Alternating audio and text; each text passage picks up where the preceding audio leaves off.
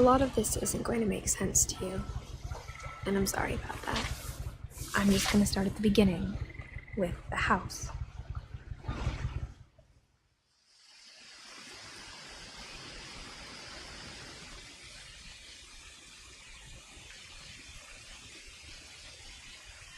Someone had put up a chain link fence, but it looked like I wasn't the first person to hop it.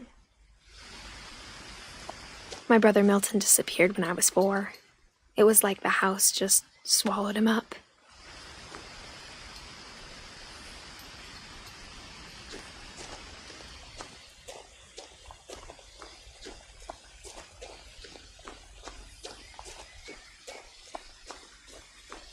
I lived here until I was 11, but I wasn't allowed inside half the rooms.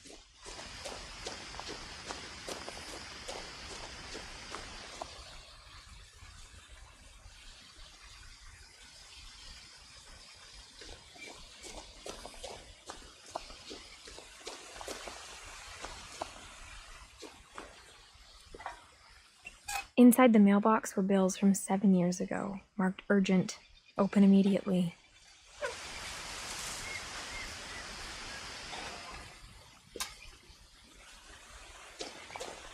I hadn't been back since my brother Lewis's funeral.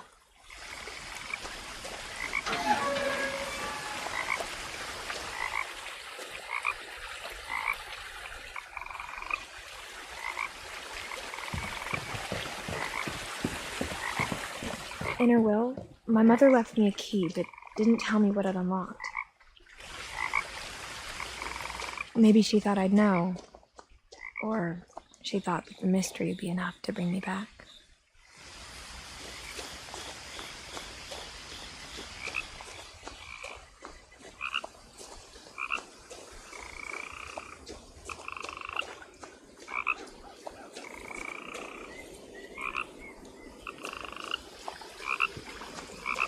The truth is, even after I inherited the house, I never thought I'd come back to it.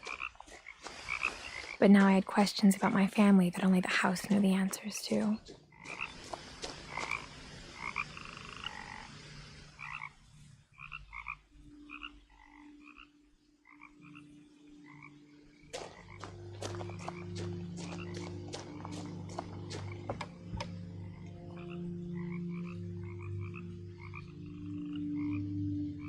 The woods around the house have always been uncomfortably silent, as if they're about to say something but never do.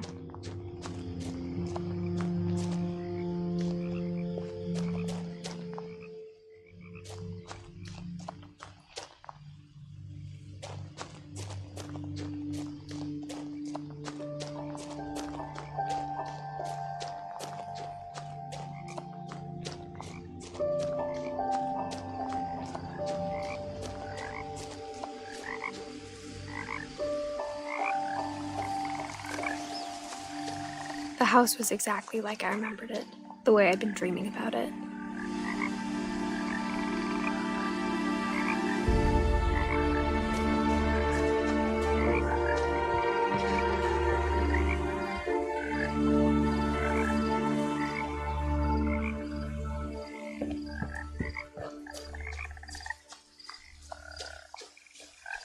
As a child, the house made me uncomfortable in a way I couldn't put into words.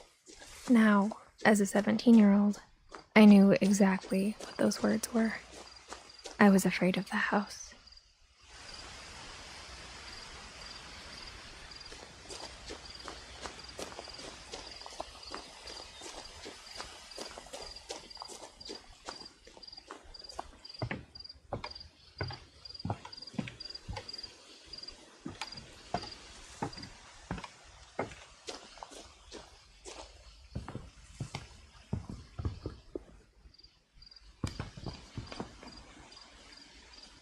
I hoped the key might unlock the front door. It didn't.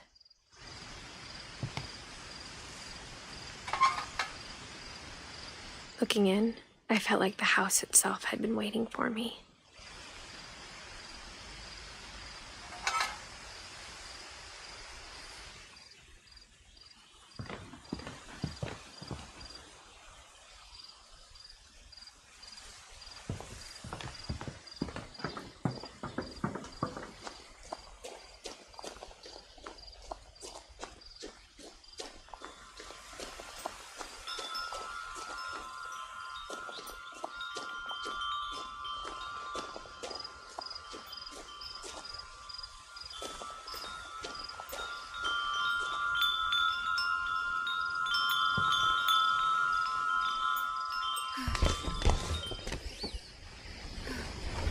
Crawling through the doggy door used to be a lot easier when I was 11.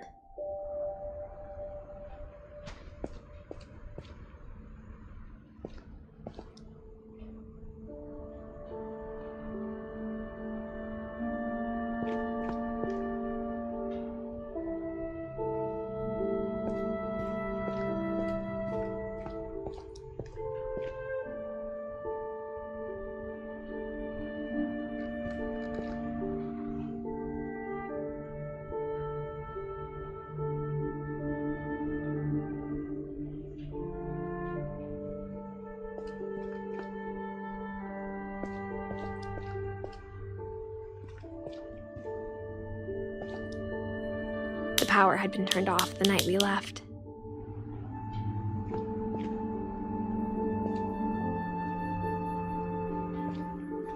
For the first time in years,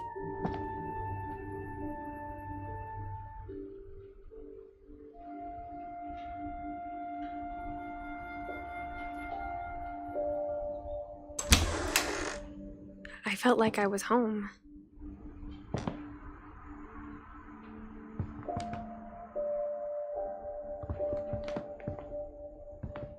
But instead of a family, there were just memories of one.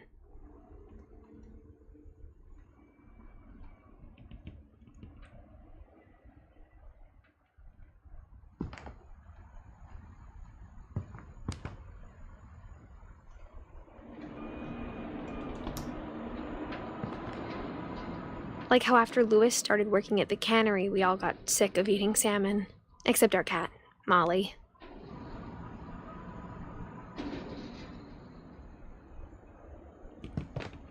Or how only one restaurant would deliver to our house, so we had Chinese a lot.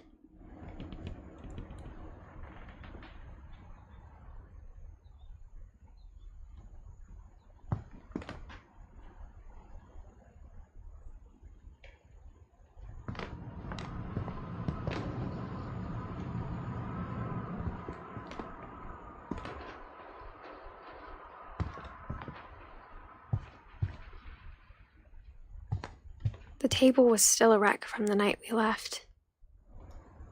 It was like a bomb had gone off, killing everyone but sparing the furniture.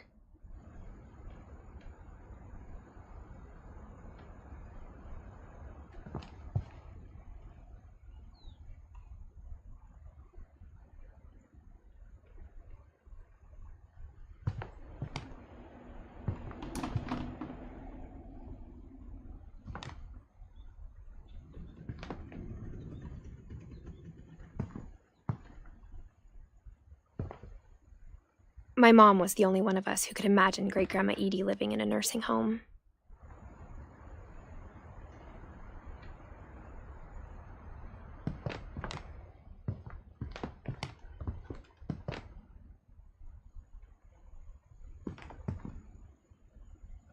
Nothing in the house looked abnormal.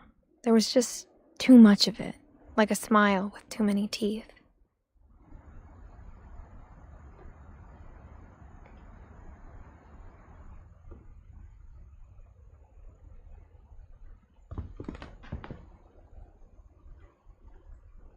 Even the fireplace had a story. Edie told me the bricks came from the original house, after it sank.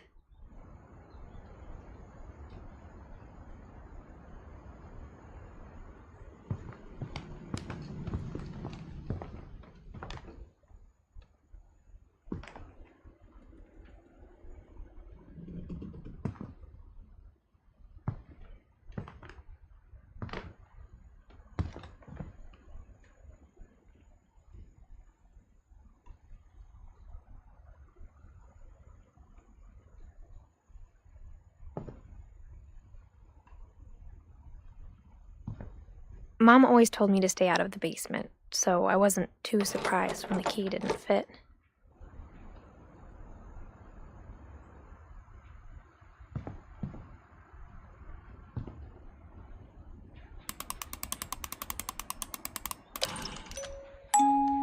Great-Grandpa Sven built a music box for Barbara, along with the rest of the house.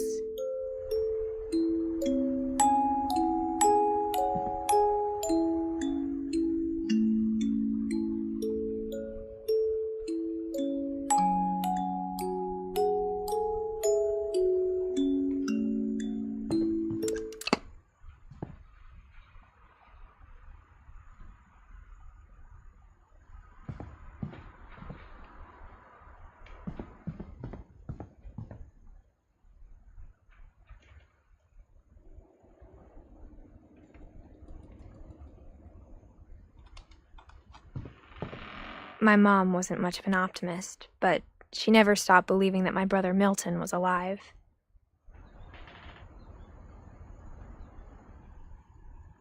A lot of things got left behind in the whirlwind of that last night.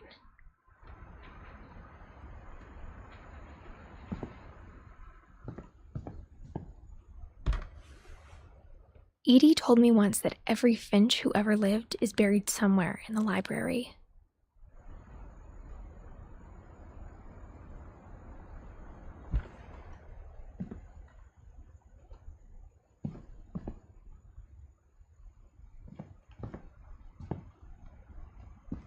After Milton disappeared, Mom sealed up all the bedrooms. Then Edie retaliated and drilled peepholes.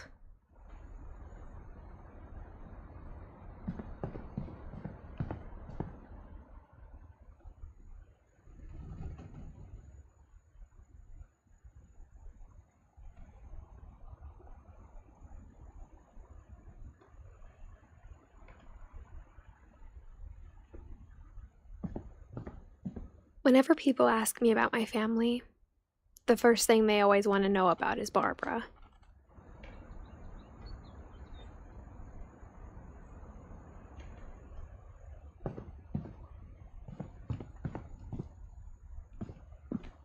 Mom must have locked the third floor stairs on the night we left.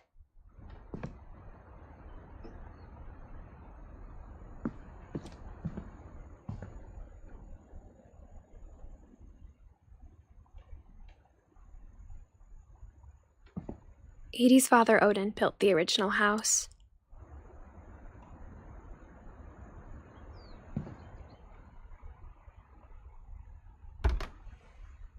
Barbara was a child star for 2 years, until America grew out of it.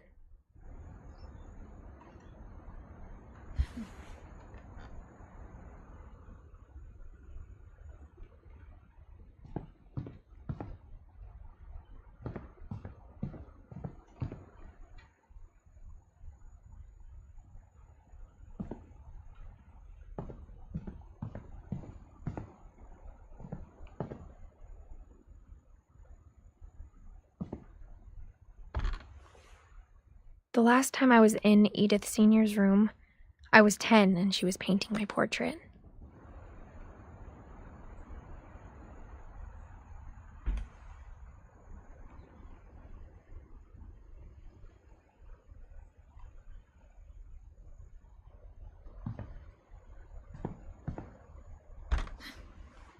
As a kid, I just assumed every house had peepholes and sealed rooms you weren't allowed inside of.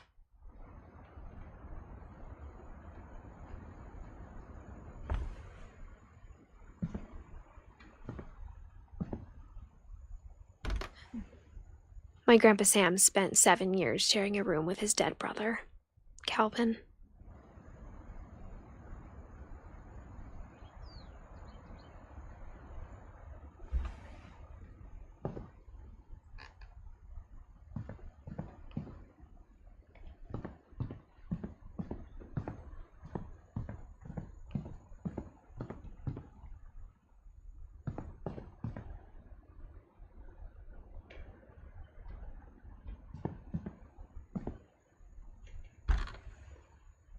Molly always seemed like a girl I could imagine being friends with, if she hadn't died in 1947.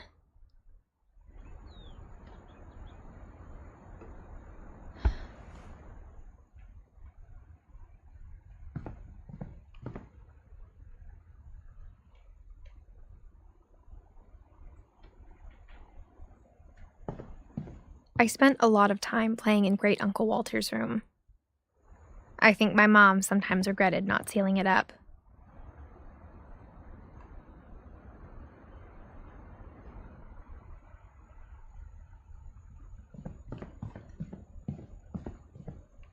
Lewis told me there were secret passages, but I never believed him.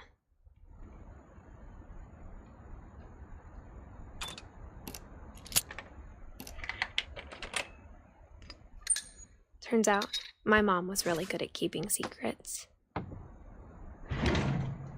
Now it was time to find out what my mom had been afraid of.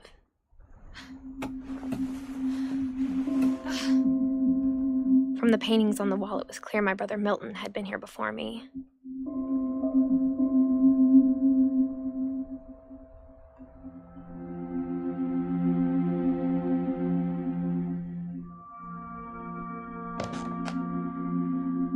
Reading this, maybe it sounds like I had a plan.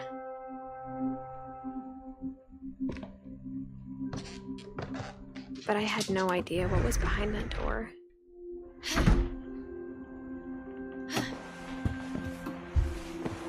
Just like I had no idea where all this was gonna lead.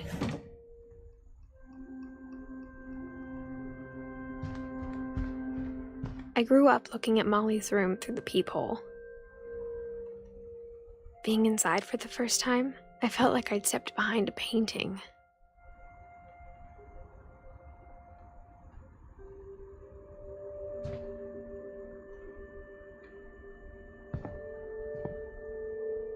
Molly's gerbil had a tiny bedroom with its own even tinier gerbil cage.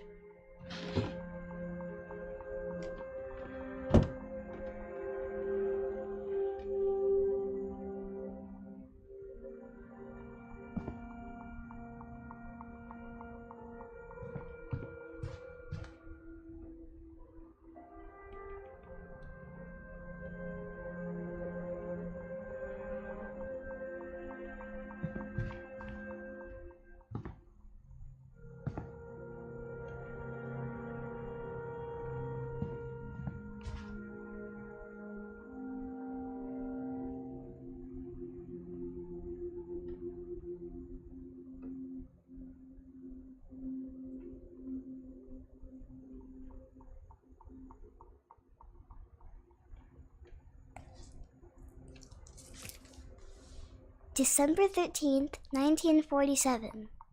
Dear Diary, I'll be gone soon, but I wanted to tell somebody about what's gonna happen. It started when Mom sent me to bed without dinner. I woke up and I was starving, so I looked around for something to eat.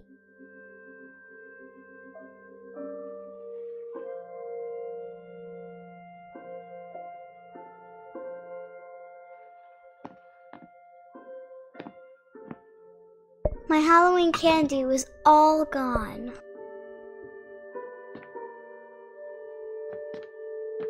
The gerbil food was dry, but I didn't mind it.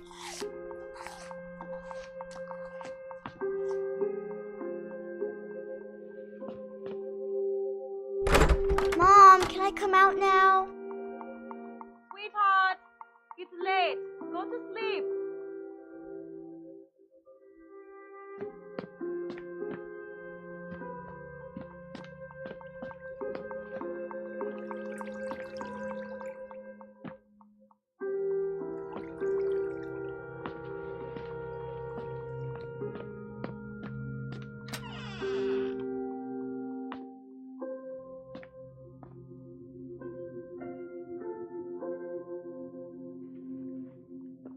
I kept eating and eating.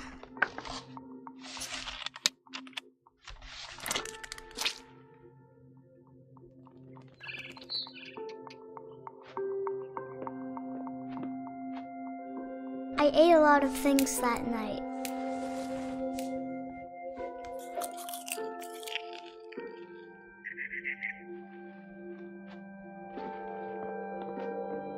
Then I heard chirping outside my window.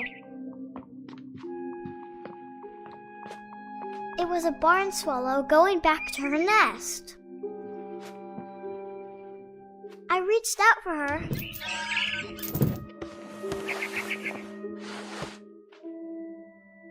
And suddenly, I was a cat.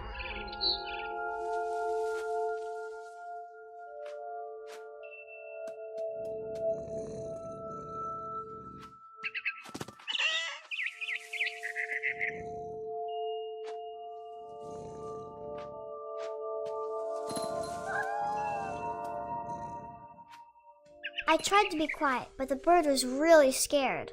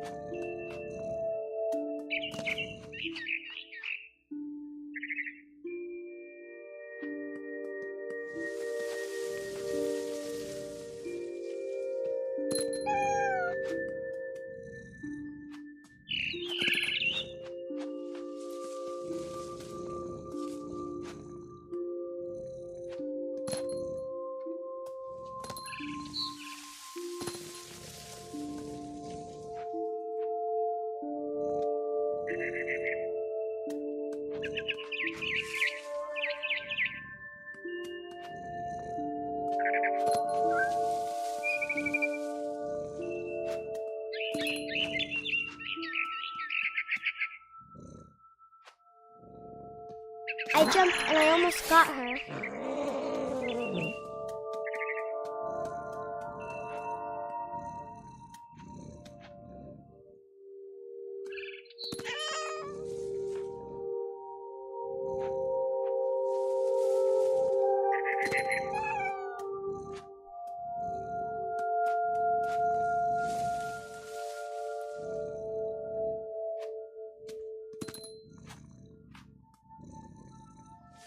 I could tell she was getting really tired.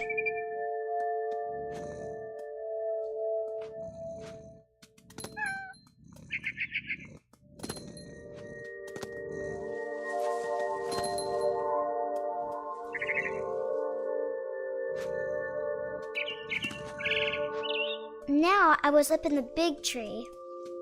I promised Dad I wouldn't climb it anymore. All I cared about was eating that mama bird.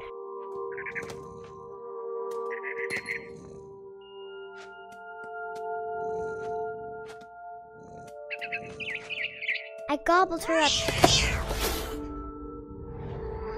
And suddenly, I was an owl. First, all I heard was the wind. Then I heard little teeth nibbling in the grass.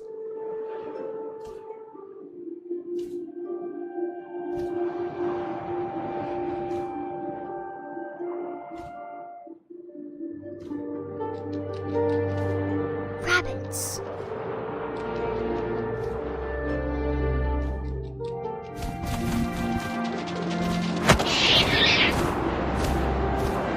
I imagined his face looking up and seeing mine through my talons. I swallowed him up, and I didn't chew one bit. Then I flew off to find something bigger.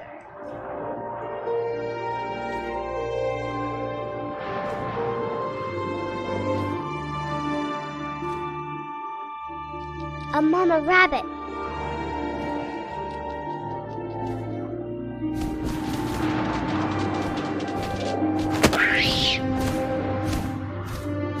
She was almost too big to carry. I started choking, but I couldn't stop eating. And suddenly, I was a shark.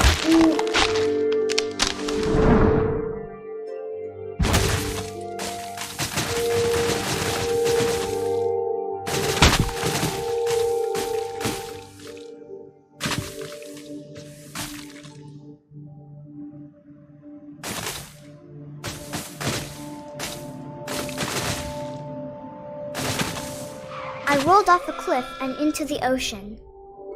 Now, I was hungrier than ever.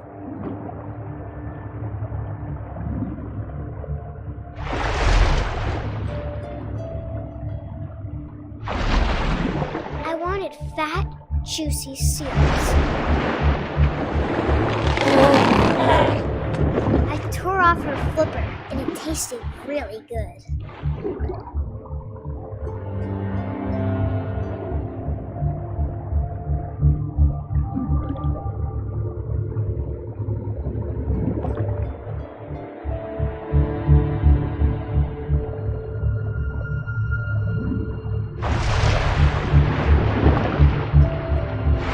Grabbed on tight. When I was so hungry, I jumped out of the water. When I opened my eyes, everything had changed.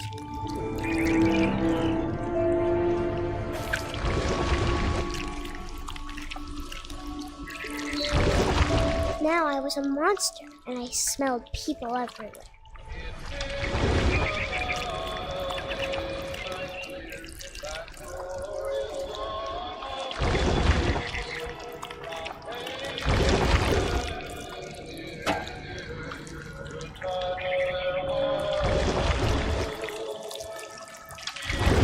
I was big, but I moved real quiet.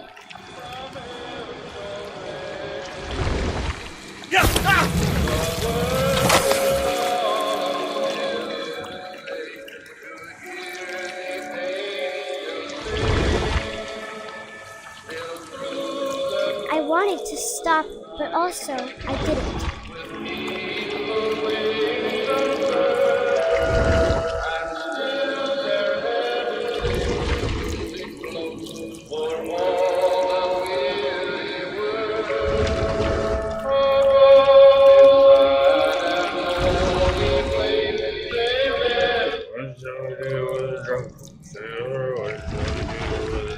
Sailor, what shall we do?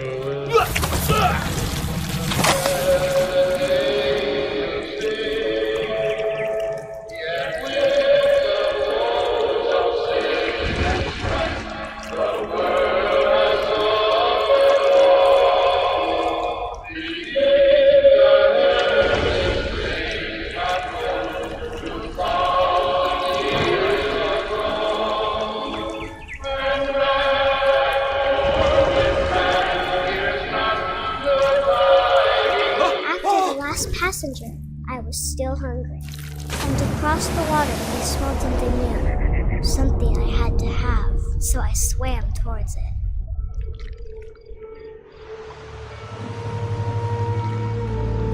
I slithered onto the sand, and the good smell went into an old pipe.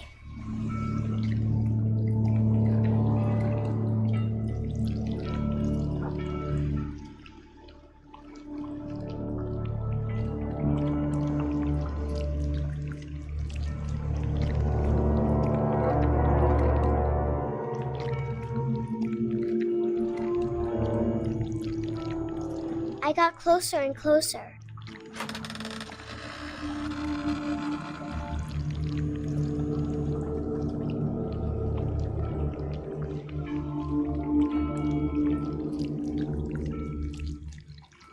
All my stomach started growling. And suddenly, I was me again. I held my breath for a long time, but I couldn't hear anything. I think it's waiting for me to fall asleep.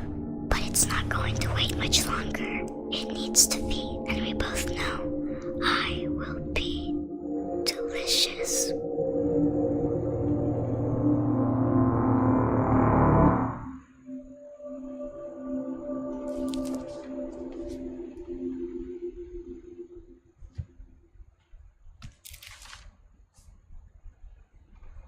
I'm not sure if I believed all of that, but I'm sure Edie would have.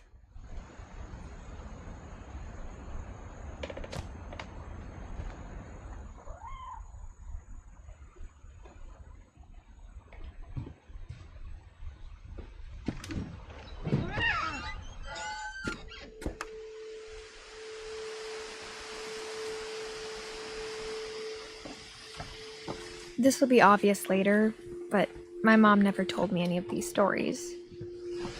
Edie would have, but Mom didn't like bringing up the past. Though, when we adopted a stray kitten, she was the one who named it Molly. I spent a lot of time in Great-Grandma Edie's room.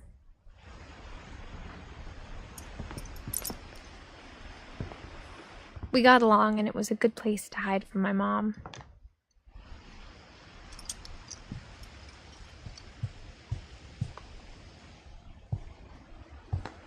Edie gave a big interview about a mole man living under the Finch house. My mom was furious. I hadn't thought of myself as Edith Jr. for a long, long time.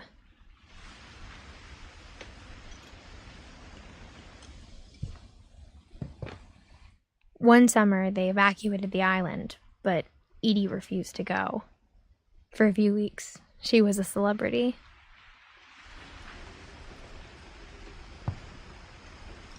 When Edie told people Sven was killed by a dragon, she could also have said he was building a dragon-shaped slide that collapsed. She could have, but she didn't.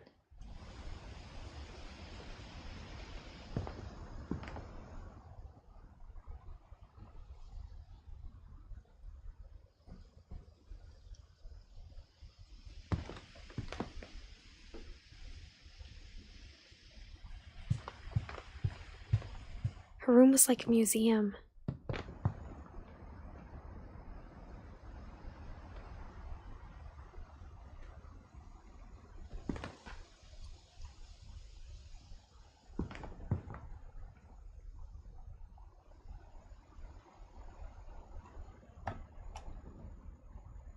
For 500 years, the Finches have been famous throughout Norway for their fortune and misfortune. Odin Finch buries the latest victims of the family curse, his wife Ingeborg and their newborn son, Johan. On January 7th, 1937, he set sail with his family and his house, hoping to leave the curse behind. But 40-foot waves off the coast of Washington send the house and Odin to the bottom of the sea. Odin's daughter Edie, with husband Sven and baby Molly, step ashore on their new home, Orcas Island. Edith Finch is the first to be buried in the new family cemetery.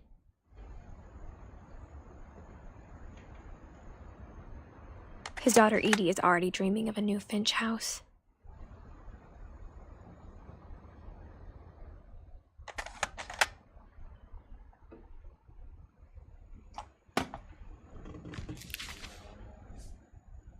Whatever's wrong with this family, it goes back a long ways.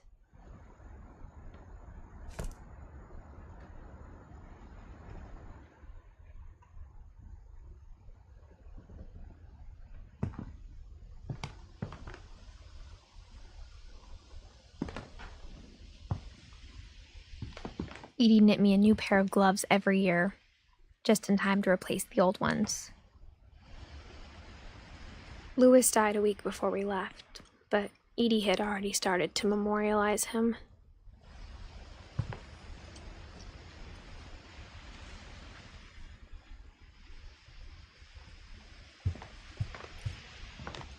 Even in her 90s, sometimes Edie seemed a lot younger than my mother.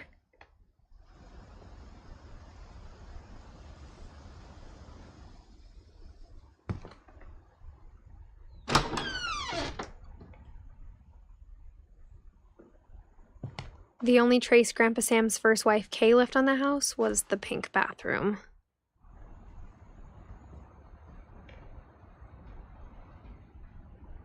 It was a pretty big trace.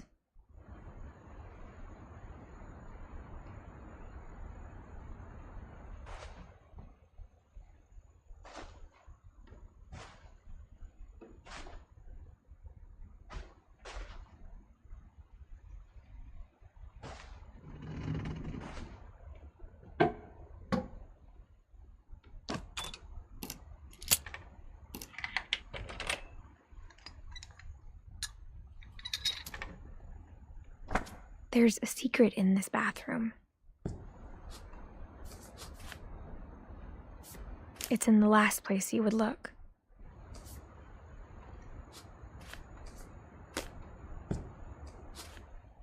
It isn't in the cupboard.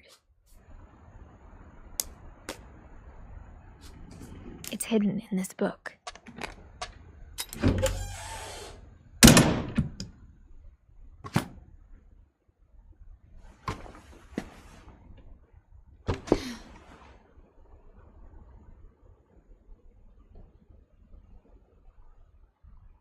Sven gave Sam an old camera he'd refurbished. He never put it down.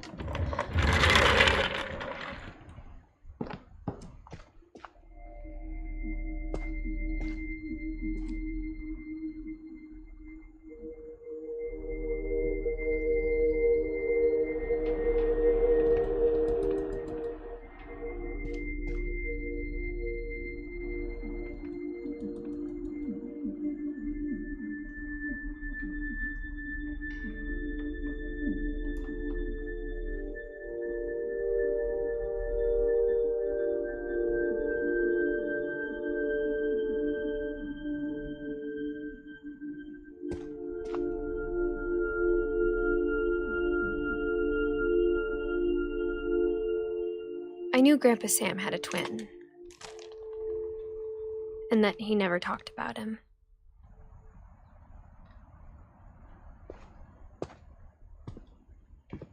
I guess my grandpa didn't like history any more than my mom did.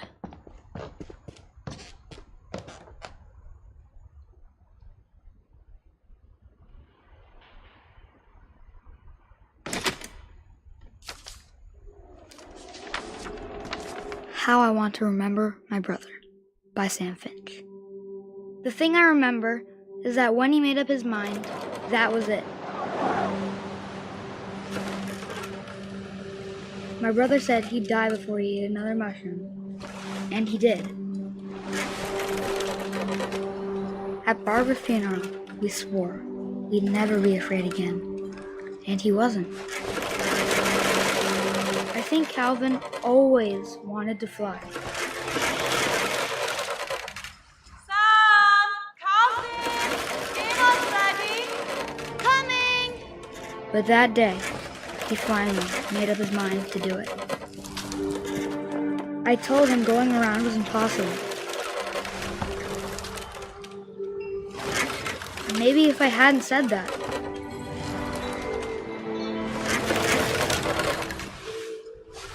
Calvin! I'm not gonna tell you again! maybe if the wind hadn't picked up, then maybe he'd still be here. But I doubt it. I think he'd already made up his mind. That's what I want to remember about my brother.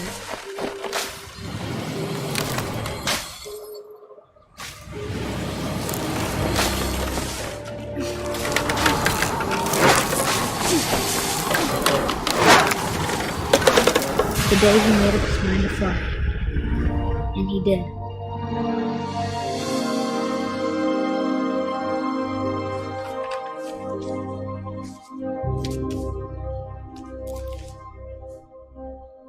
Calvin's story felt strangely familiar. When I was younger, I remember trying to do the exact same thing.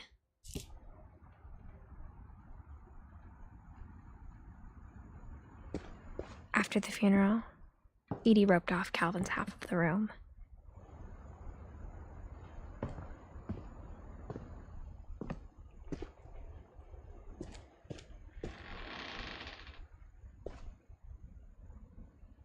Mom said Grandpa Sam enlisted at 18 and never set foot in the room again.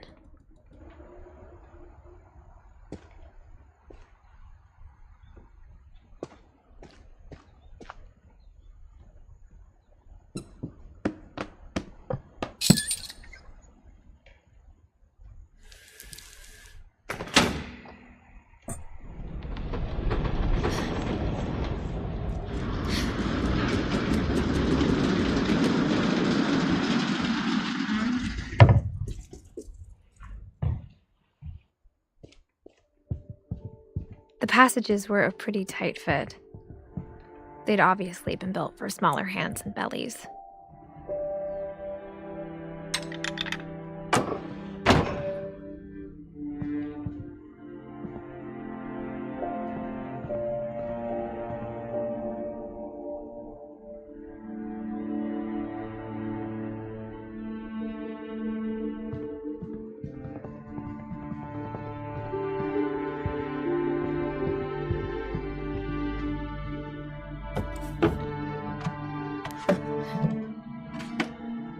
Growing up, I always thought of Barbara as a child star.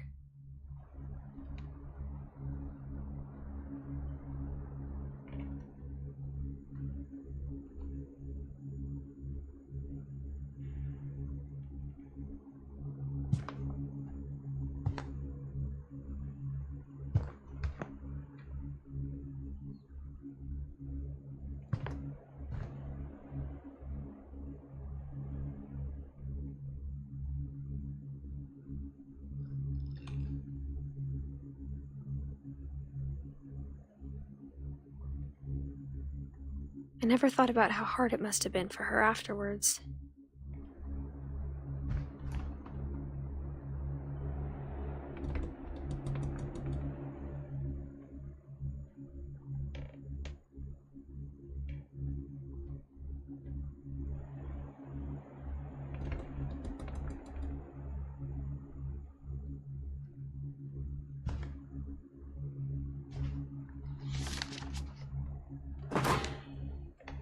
Of all the stories people wrote about Barbara's death, I'm surprised Edie saved this one.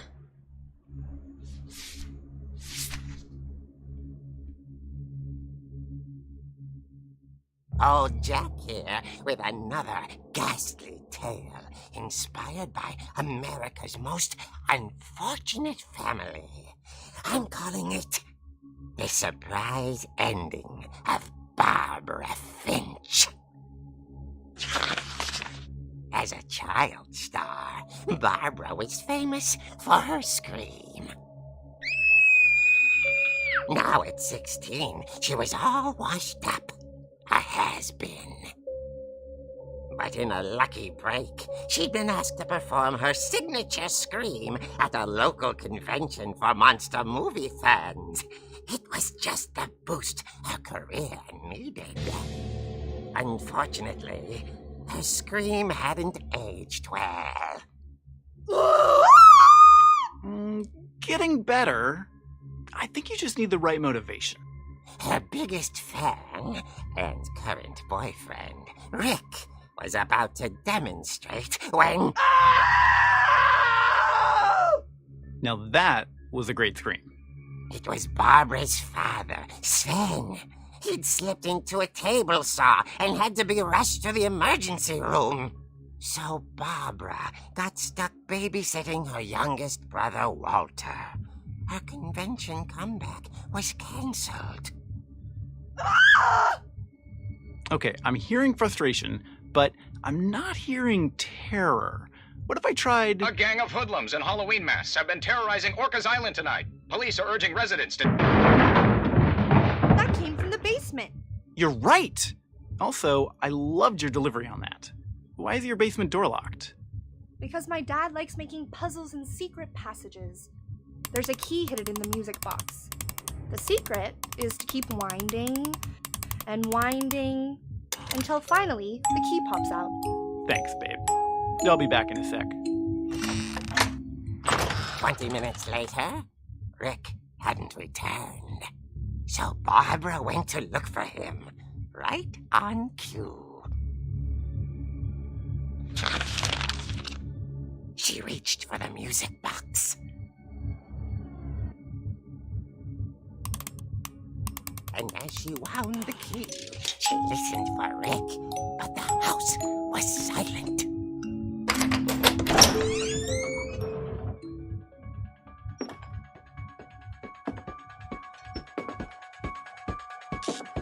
She found Rick's crutch and imagined the worst.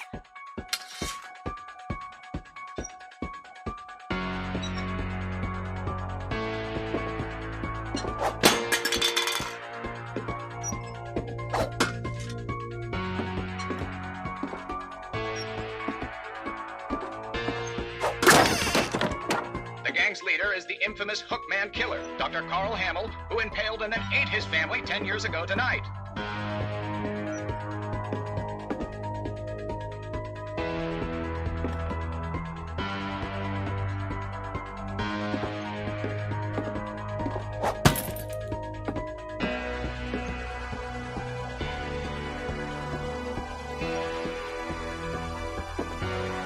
The old fridge rattled and grew still.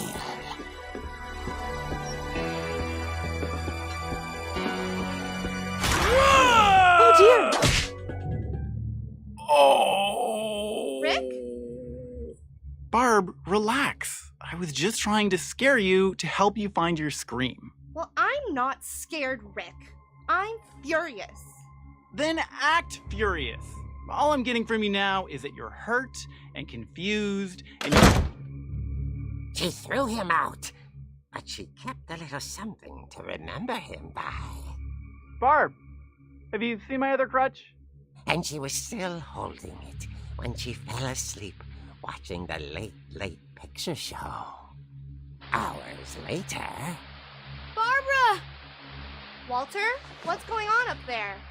Ah! Okay, I'm coming up, but if this is a trick, you're dead, Walter.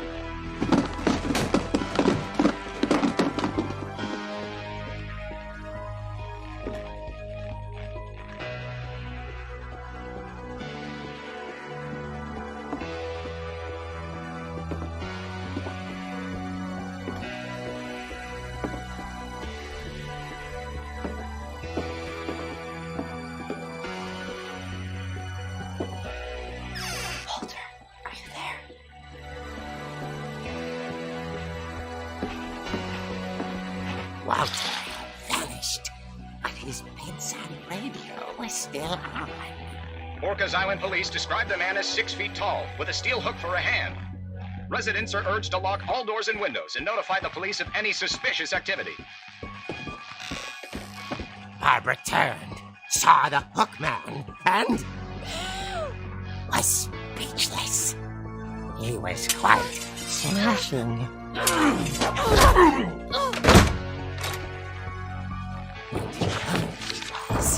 He couldn't get enough of Barbara.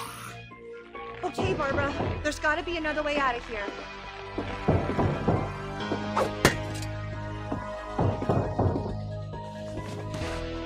That night, she played her part beautifully.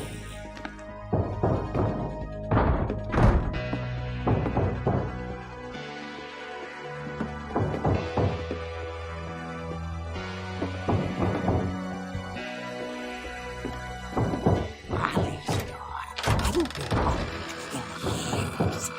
The hinges grow.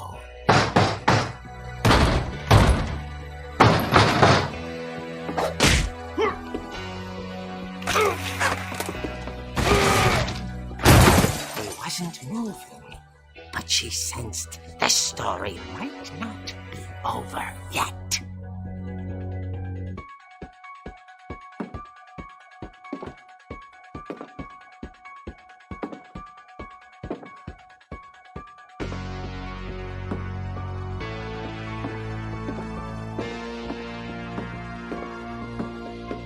The hookman had vanished.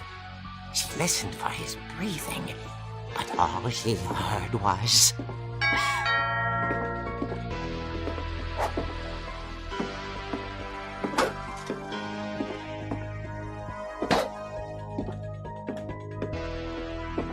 Someone at the door was dying to speak to young Barbara. At the door, she heard whispering. It was coming from inside the house.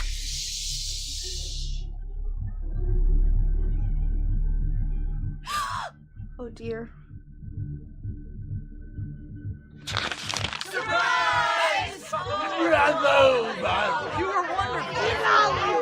monsters had come to surprise her. For Barbara, it was a dream come true.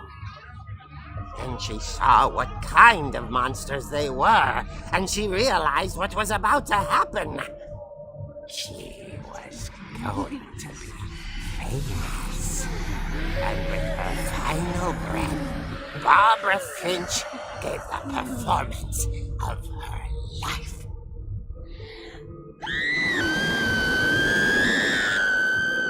I wasn't there myself, but I hear Barbara was magnificent. Poor girl. She had a taste for stardom. But unfortunately, so did her fans. Of course, the police blamed it all on poor Rick, who disappeared the same night. And little Walter, hiding under his bed the whole time. He took it all pretty hard, but that's another story. As for Barbara, tucked inside the music box is all they ever found of her. Her ear. Now that's what I call a real eerie tale.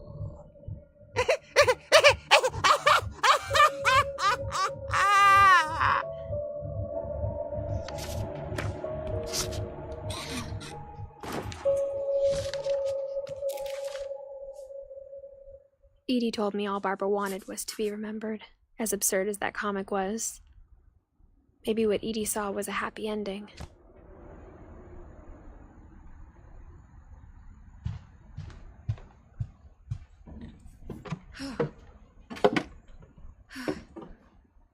I guess now I know why Mom didn't like me playing with the music box.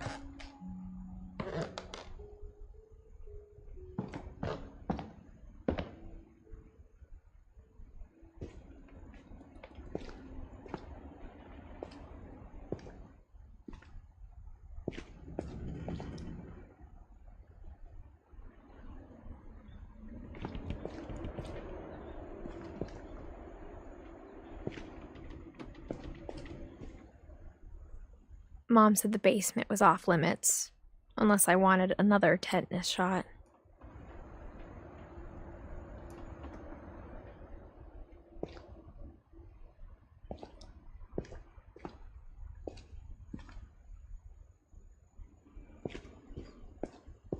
I saw Edie sneak down to the basement once, carrying packages.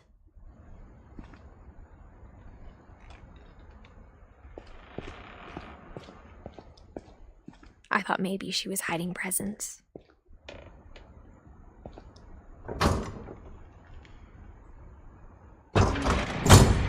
It turned out she was hiding a lot more than that.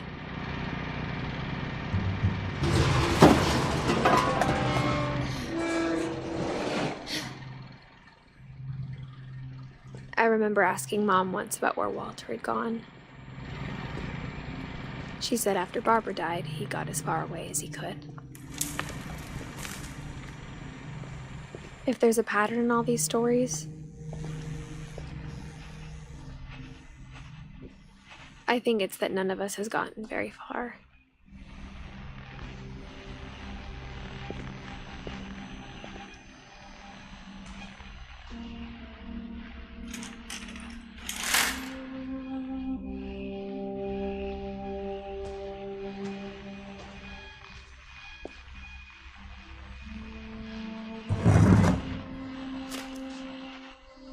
Goodbye, everyone. I can't believe I've been down here for 30 years. On that first day, after the shaking started, I didn't think I'd survive a week.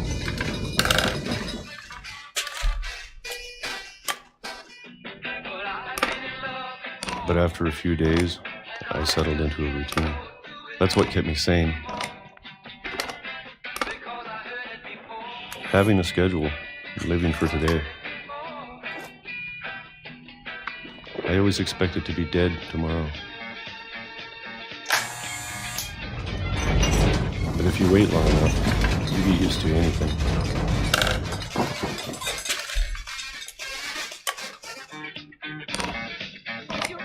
Even a monster on the other side of the door starts to feel normal. Almost friendly.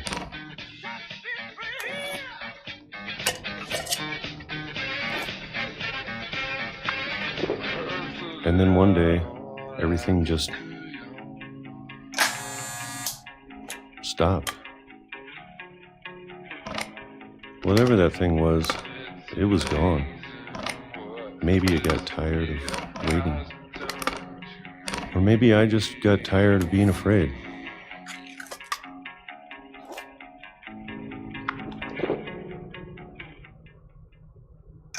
It's been a week now, the longest in 30 years.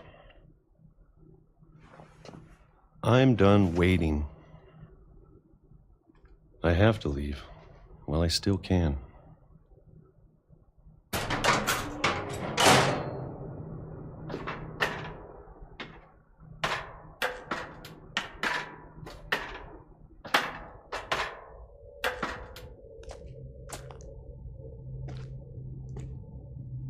I know it's out there somewhere. Whatever killed Barbara and Molly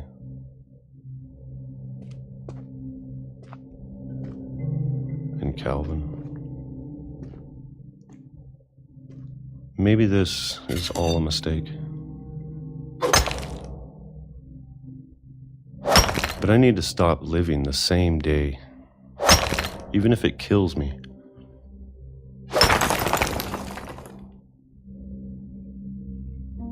Whatever's out there, I want you to know I'm ready for it. I'm going to appreciate all of it, especially the food. I don't mind if I only have a year left, or a month, or a single week. I'd be happy with one more day. I can already imagine the sun on my face.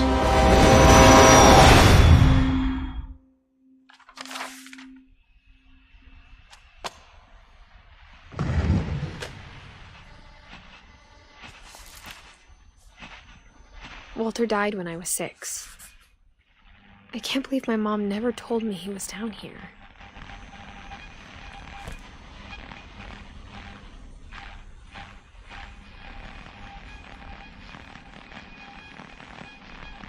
I'm sure my mom was trying to protect me.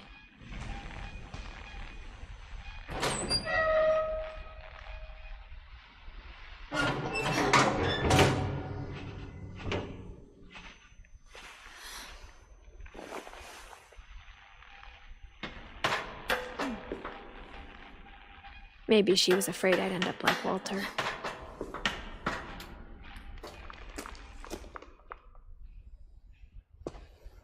But if she never told me about an uncle under the house, I can only imagine what else she was hiding. I don't want to make the same mistakes she made.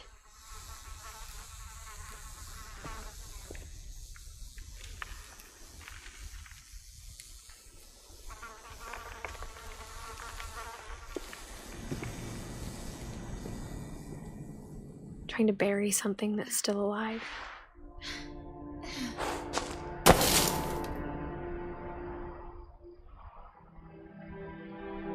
Now that there's only one of us left, or maybe 2, I thought it was time I heard the stories for myself and found out what happened to everyone else. But now I'm worried the stories themselves might be the problem. Maybe we believed so much in a family curse, we made it real.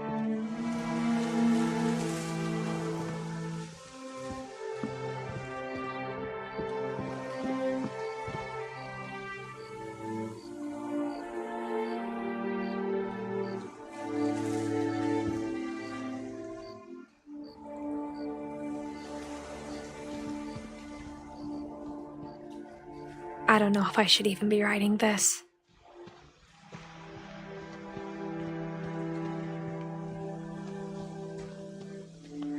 Maybe it'd be better if all this just died with me.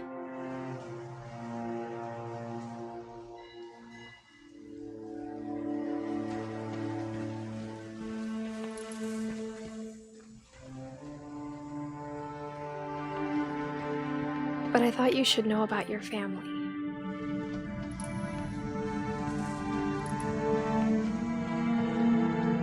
And the history you're a part of.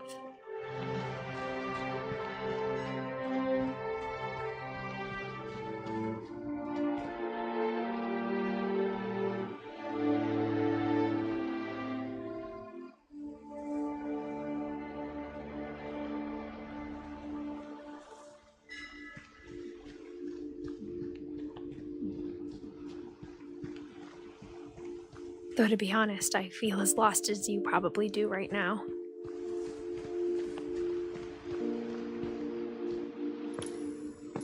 I think the people in these stories believed them, for what that's worth.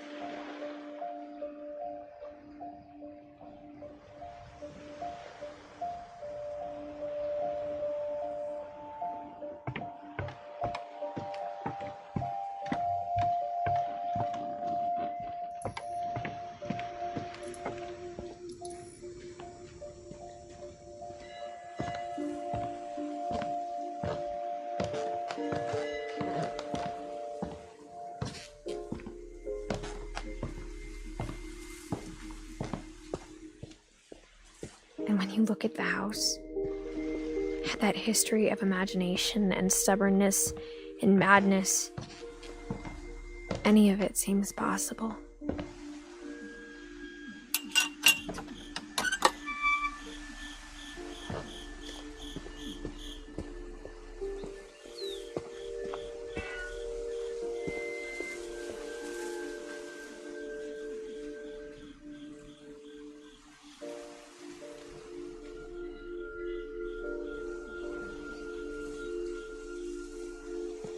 I think we've been surrounded by death for so long, we've just gotten used to it.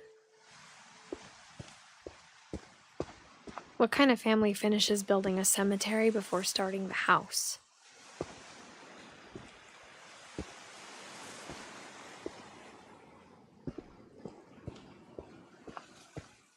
It's embarrassing for me to admit this, but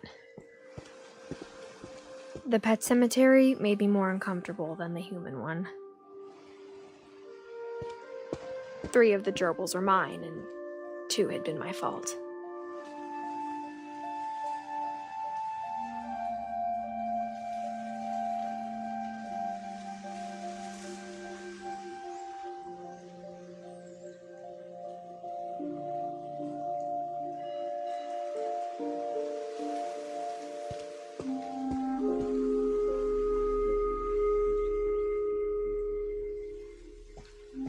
Sven built the house, but it was Edie who designed the cemetery.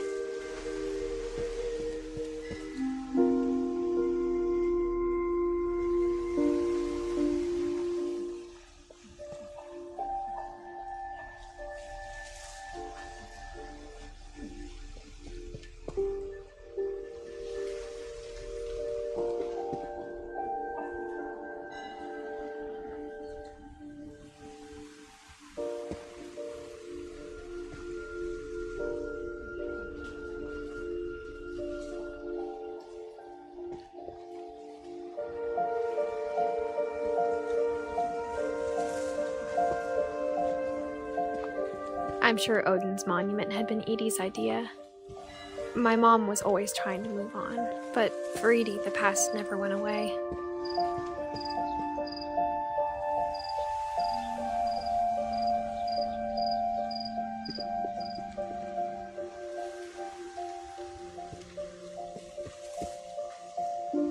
She could see it poking out of the water at low tide.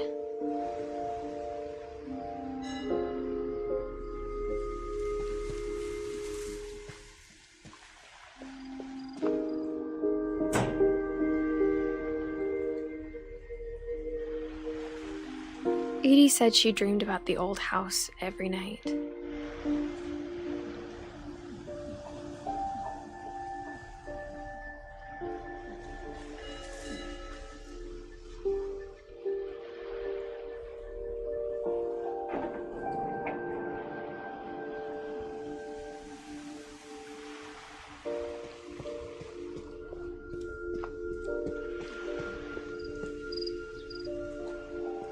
Edie's side was always easier for me to understand.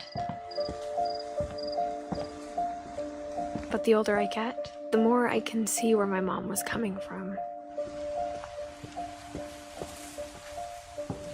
She lost 2 of her brothers, just like I did. I get why she tried so hard to protect us.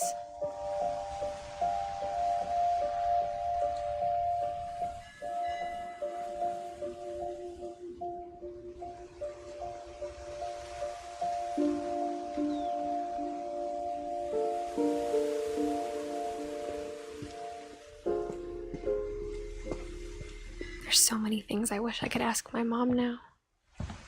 Part of me thinks this is what she wanted all along. For me to come back someday and find everything out for myself.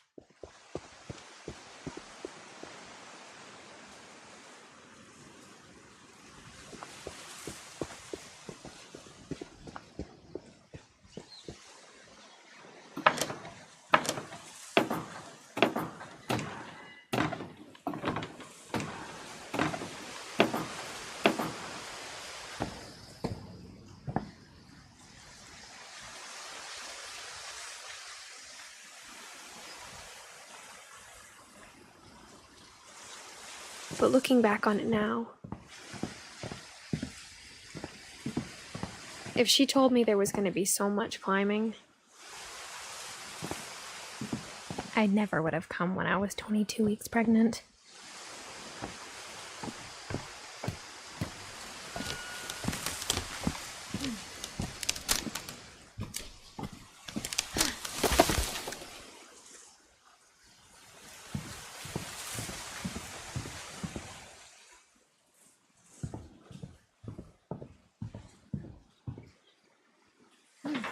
I never met Grandpa Sam, but I think he and my mom had a lot in common.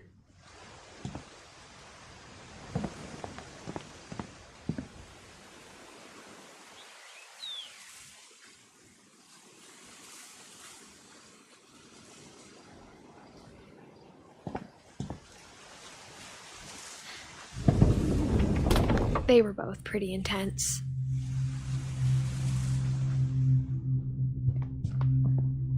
Sam spent his life shooting photos, but Mom said he got nervous being in front of the camera. I guess we're all afraid of something.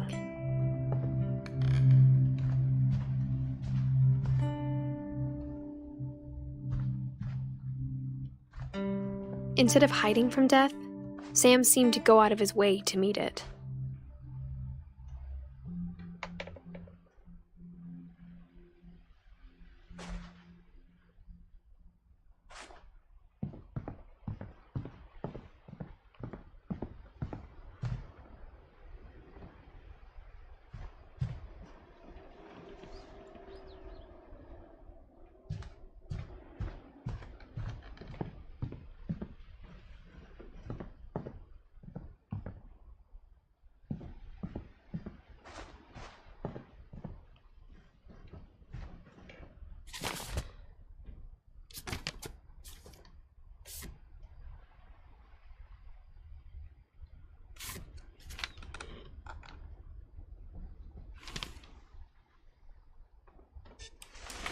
Dawn, I promise, you'll never forget this weekend. Yes, sir. These memories are gonna last a lifetime. Am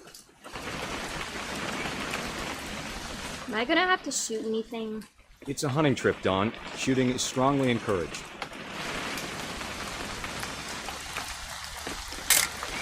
Perfect. It's gonna rain the whole weekend, isn't it? I will never forget this weekend, Dad. That's the spirit. Okay, got it. I'm gonna take some pictures, okay? Just be careful. That camera's older than you are.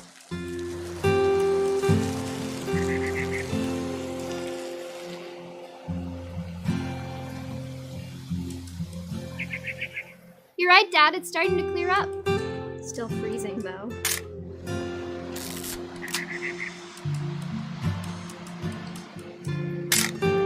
Aw.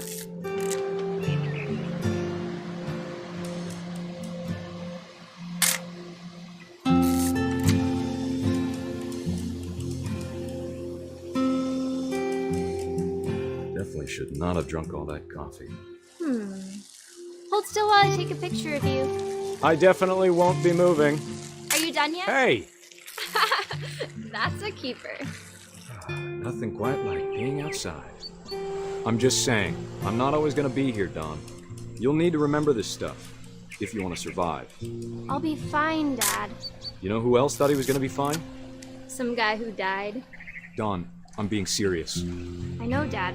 You're always serious. Doesn't being out here make you want to chill out? Well, to tell you the truth, I haven't been out here in 20 years. Dawn, don't you think you could find something more interesting to photograph? Last time I was with my brother Calvin. Man, that was a great trip. Your grandpa Sven taught us how to fish, how to build a fire. We found an old logging trail. There were deer everywhere.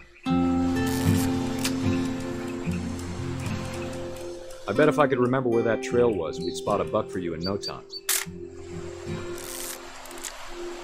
Give me a minute to check the map.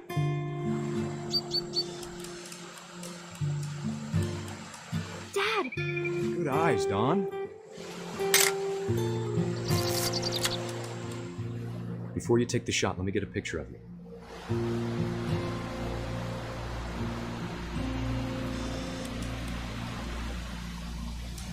Dad, I...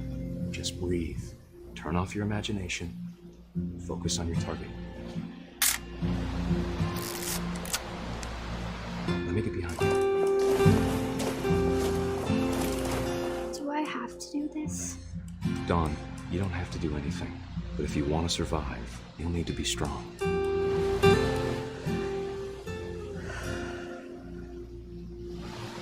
Now keep yourself squared up, elbows down, like we practiced. Whenever you're ready.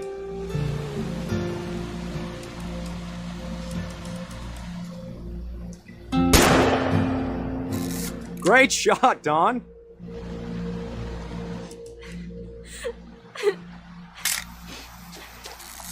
I'm proud of you, Dawn. Always remember that, okay? Dad, it's twitching. I think That's it's totally so... normal, Dawn. Just focus on the camera. Try not to think about... Dad!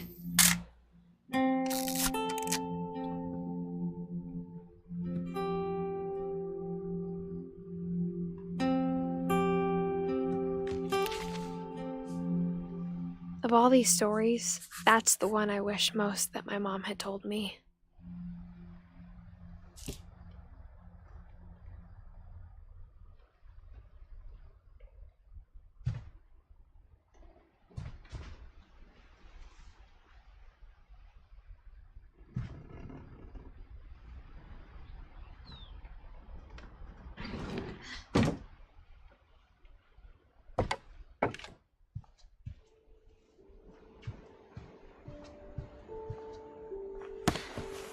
After Sam died, my mom and Edie got really close. They'd both lost a lot.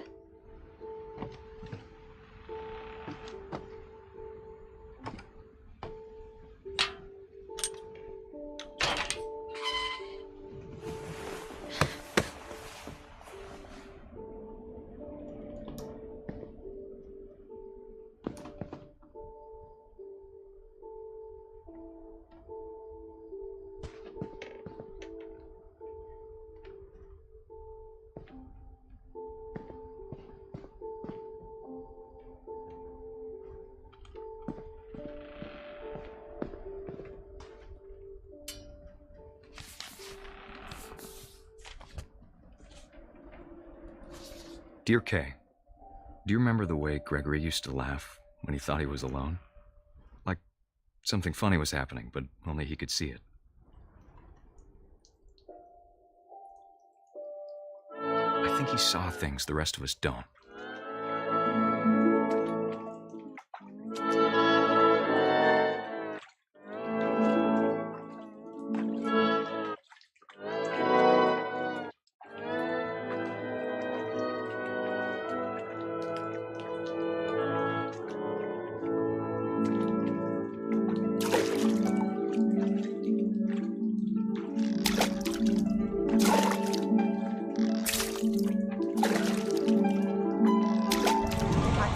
Gregory, it's time to... Hold on, sweetie. Hello? Sam, I told you I don't want to talk right now.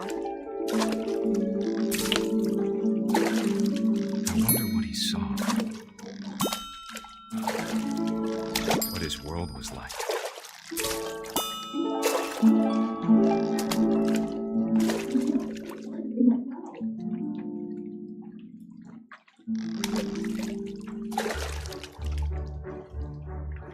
Reminded me so much of Calvin. Lost in his imagination. I know how silly it sounds.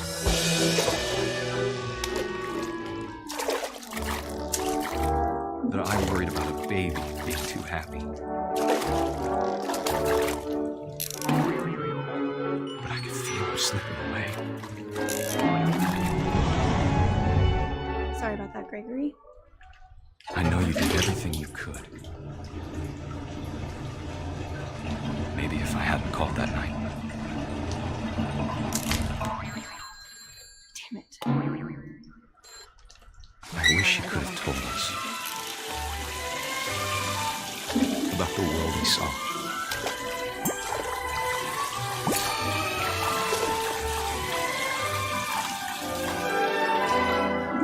There's so much I don't understand about Gregory, about everything.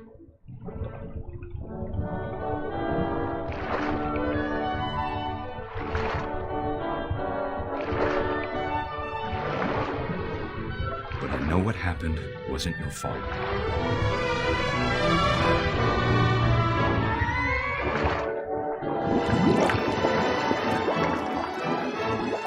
I'm sure he's happy. And he'd want you to be happy too. Good luck, Kay.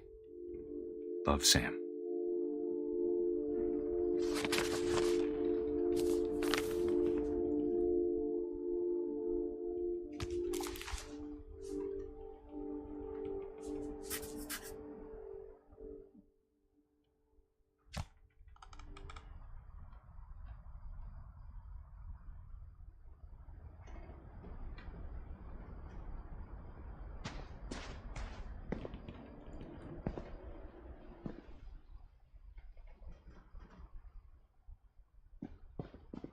I can't imagine my mom ever writing poetry, and yet...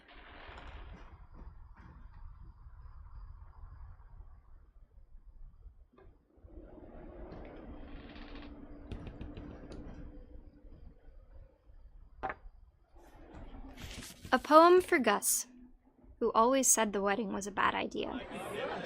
Our father never hit us kids, at least not very hard, before the day my brother said with teenage disregard that he'd be dead before he'd see a wedding in our yard.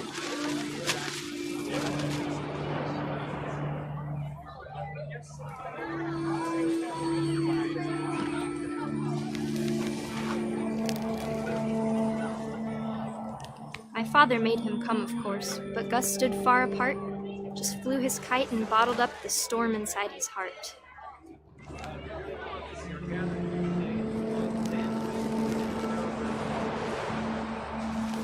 I tried to talk him out of it, but though he'd never met her, "We don't need a stepmom," were the words that I now pronounce you husband and wife. You may kiss the bride.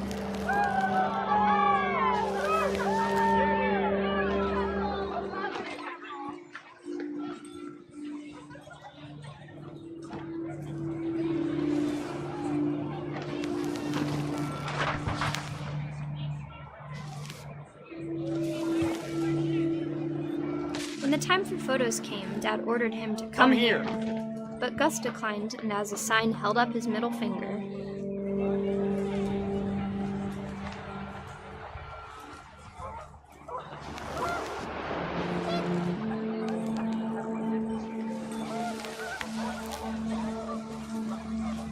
The wind picked up, and panicked geese appeared and quickly went. But all the humans did that day was go inside the tent.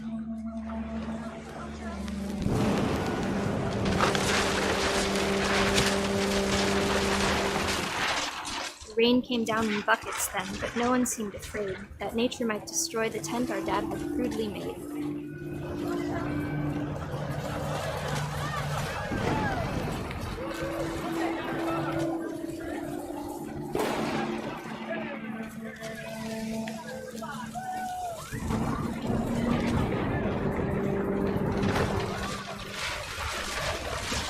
The thunder sounded much too close and full of angry power.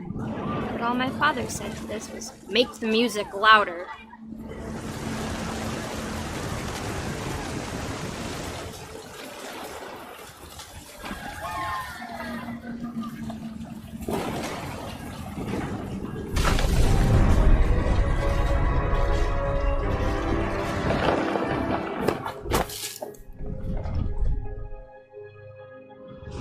I wish that I could truly say I thought about you on that day.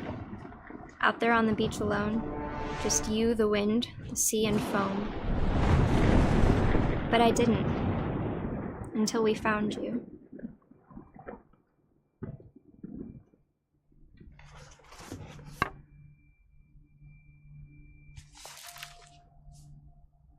She never talked about him, but Mom told me once if I was a boy, they were going to name me Gus.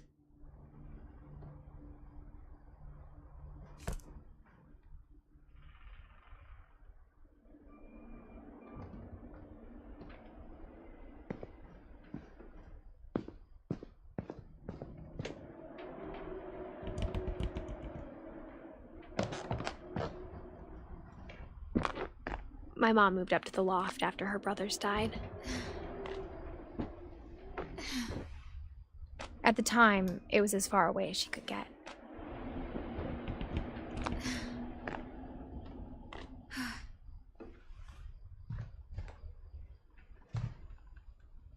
Religion was another thing my mom never talked about, but I think it helped her a lot after her dad died.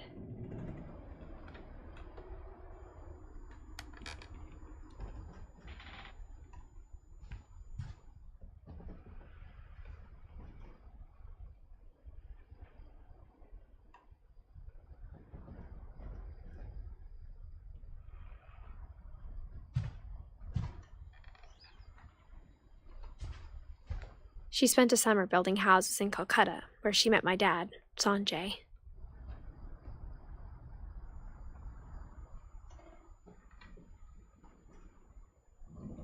My mom moved to India a week after graduation and got a job teaching English. Louis was born a year later.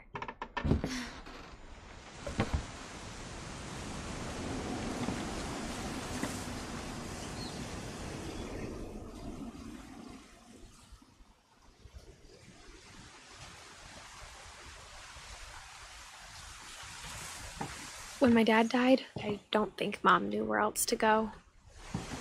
I'm sure Edie was happy to have her back. And to see kids in the house again.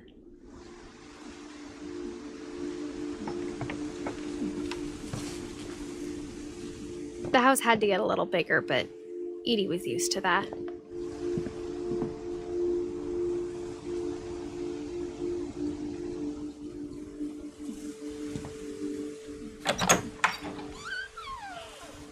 And for a while, things were good, almost normal.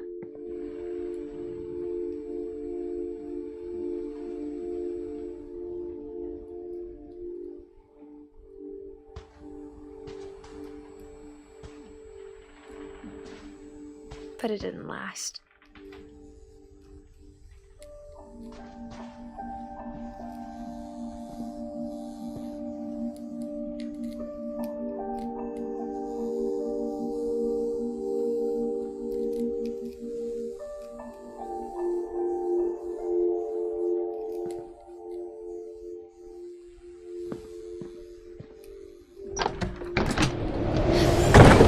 The beginning of the end was Milton's 10th birthday, when Edie gave him a castle.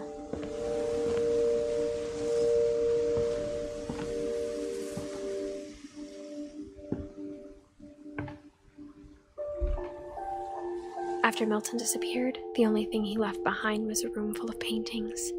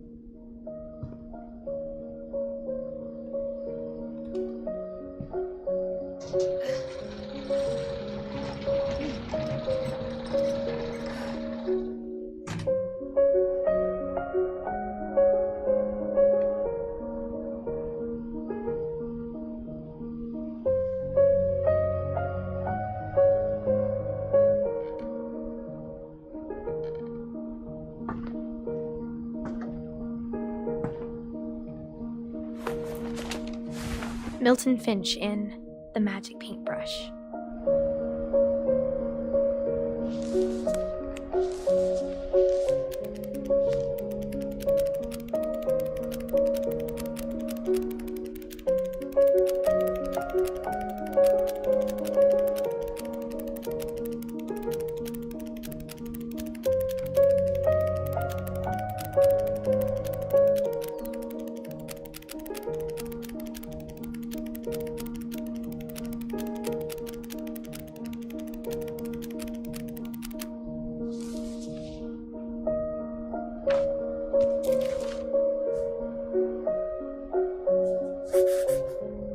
I was 4 when Milton disappeared.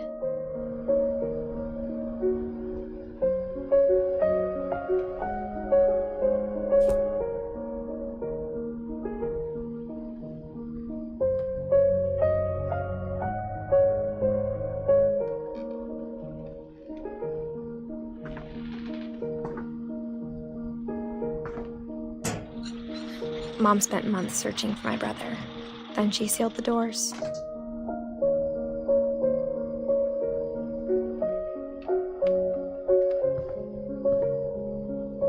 Whatever Milton had found in the house, Mom didn't want it getting out.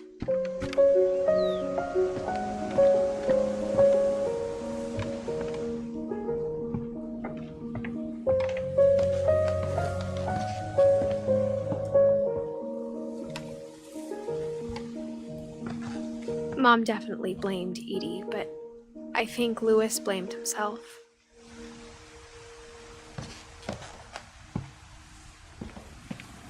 After he graduated, he just spent more and more time in his room, until Mom got him a job at the cannery.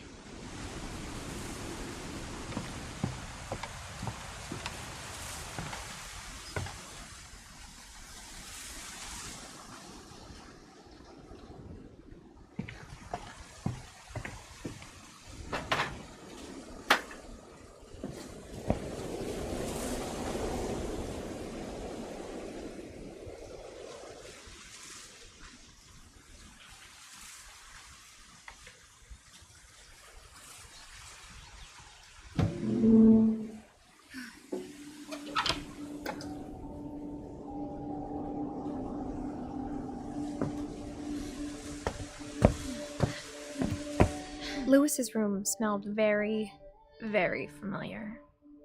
That part of him lived on.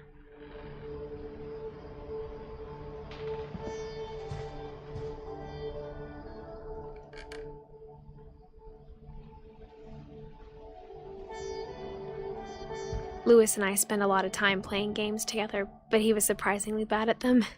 He died a lot.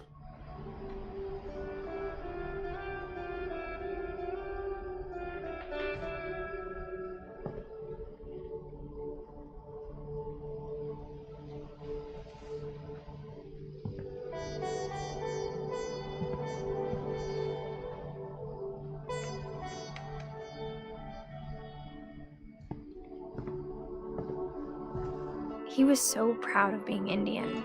I think for him, it was a way to be something other than just a Finch.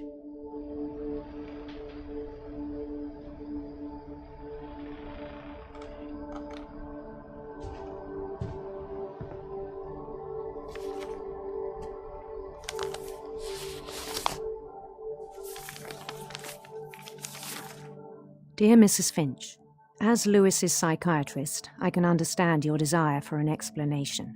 As I see it, the trouble began in January, shortly after we convinced your son to seek treatment for substance abuse. Newly sober, I believe Louis first noticed the monotony of his daily life.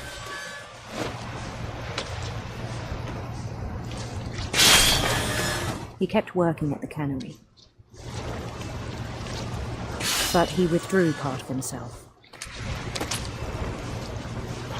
In our sessions, I saw the same behavior. His mind began to wander. I asked him to describe it. He said he started small.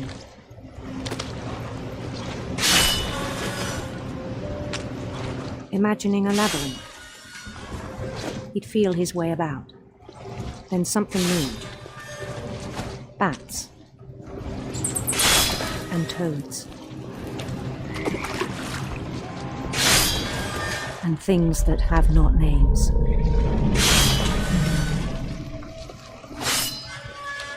He knew it was all in his head.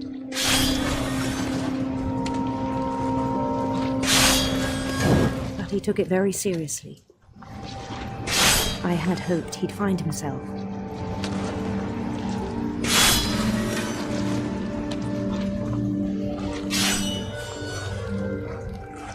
But he found something more. I worried about him then, daydreaming at the cannery. I spoke with his boss, but he said Lewis had become a model employee. Methodical, tireless, focused. Like a whole new Lewis. So I let him go on.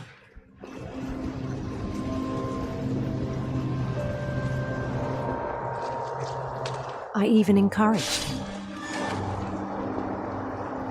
It seemed very promising at first. He told me he'd made a new friend.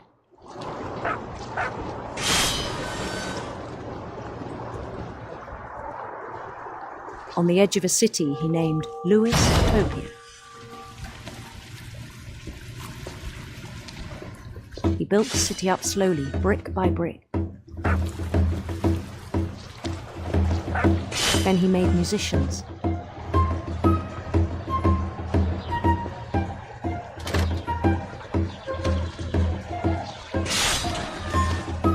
And songs for them to play.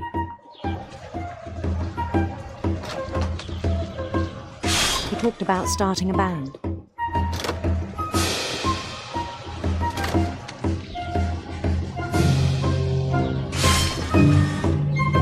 And he was always humming something. Every day his imagination grew stronger.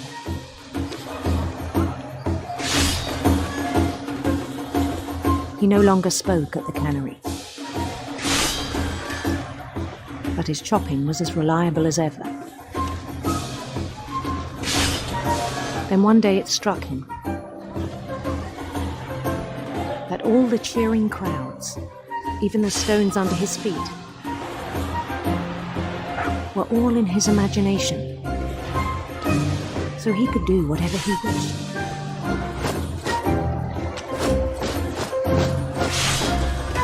He held an election for mayor, and he won.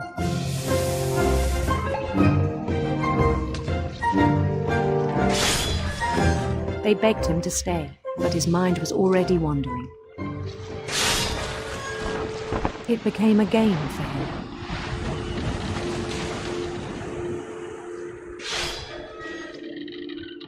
He'd conquer a city, then immediately push on. New Louisville.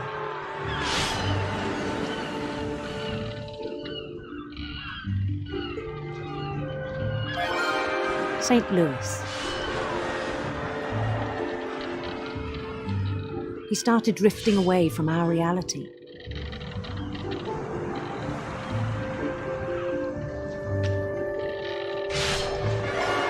Minneapolis.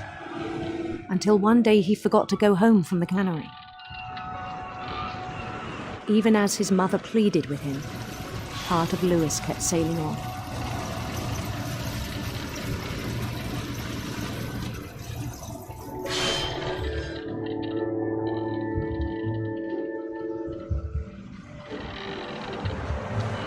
In Lewisburg, he heard rumors of a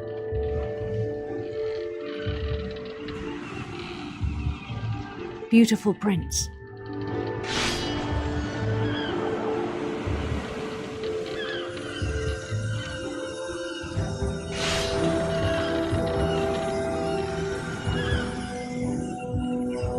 The prince was on his own quest for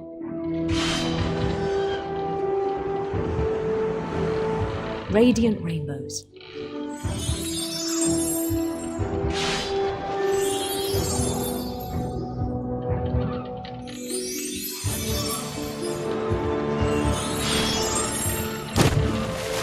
He followed the sound of his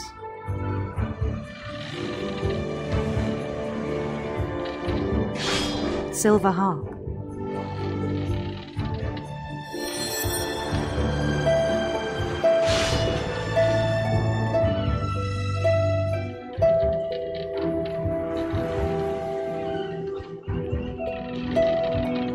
His chase led him to a golden palace east of the sun and west of the moon.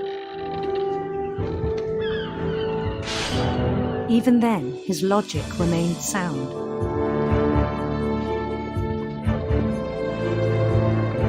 He knew the world was all in his imagination.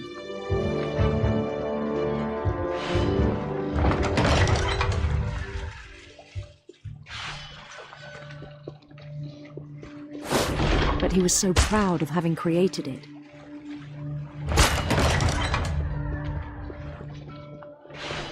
In his own eyes, he'd become something greater than a king.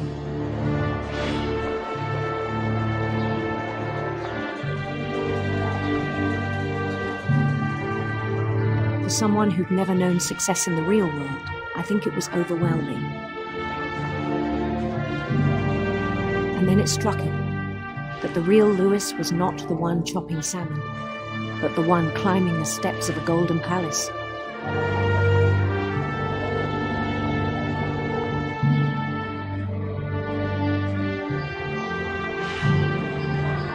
My imagination is as real as my body, he told me. It was hard to argue with him.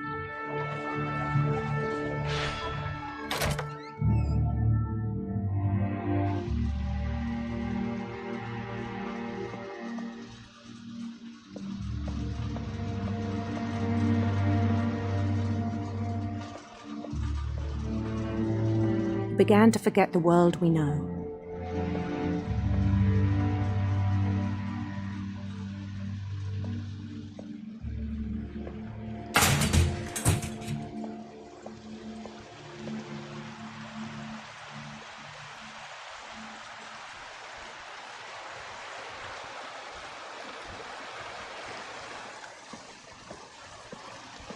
I think it pained him to remember Lewis, the cannery worker.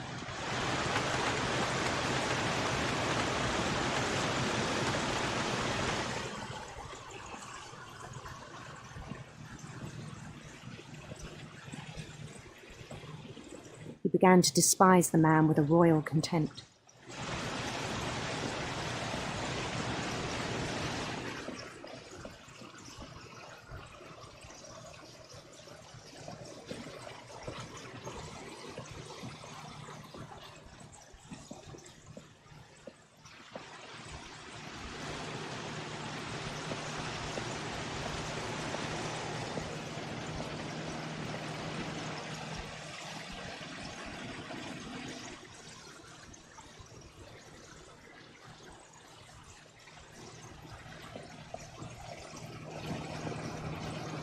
I still thought I could save him.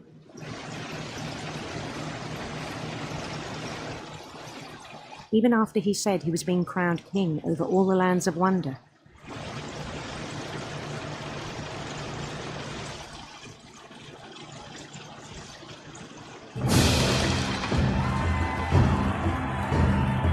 The palace would be packed with his companions.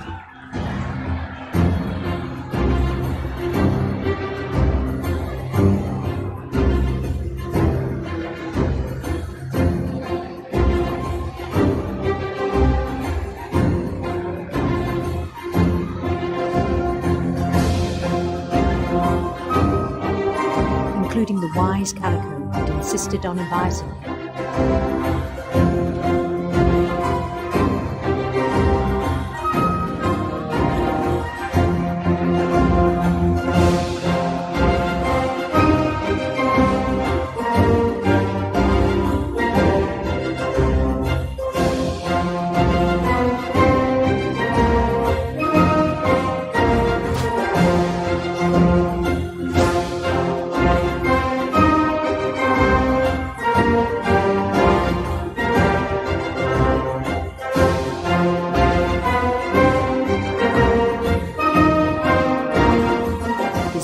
Waiting, holding his crown.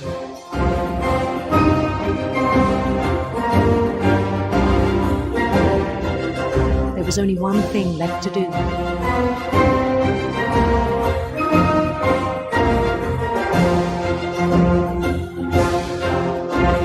Bend down his head.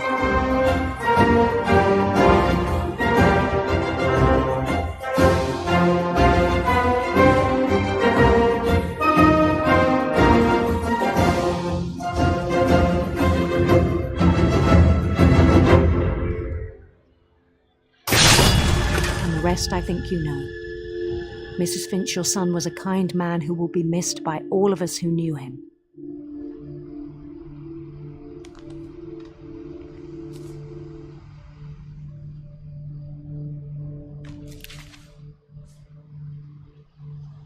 My brother was really cool. I wish you could have met him.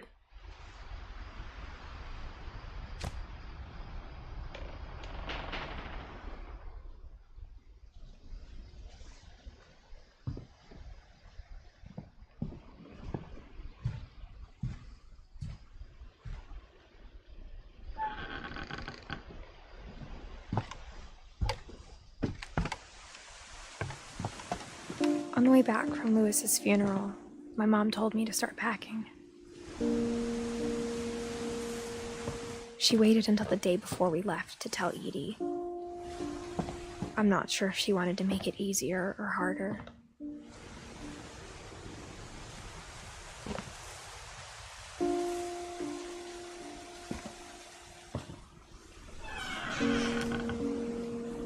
I wish we'd stayed.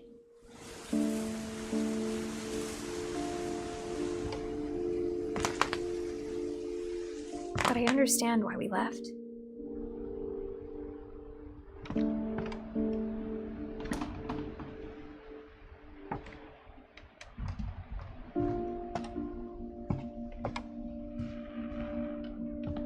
My mom ended up leaving everything behind.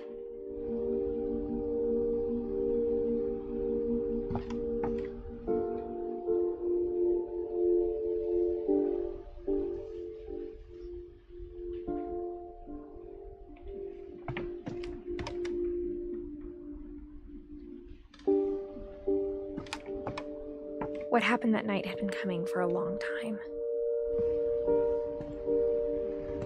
Maybe it should have come sooner.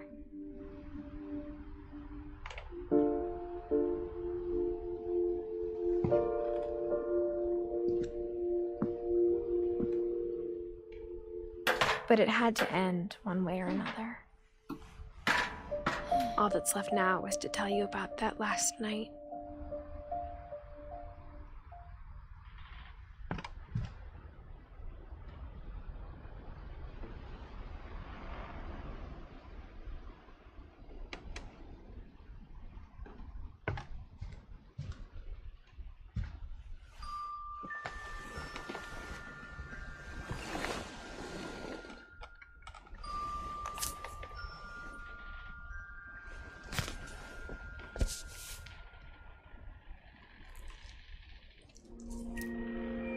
That whole last day, Edie just watched us pack and didn't say a word. Until supper, when she raised her glass and said, "To our final night together, and all our final nights apart." Grandma, you know what I said about alcohol. Some of your medications are very Edith, specific. I left a present for you in the hallway. Why don't you go open it? The grown-ups have to argue now. I'm sorry, you're right. We're all leaving tomorrow. Let's just enjoy our last... I'm not leaving. Edith, you're excused.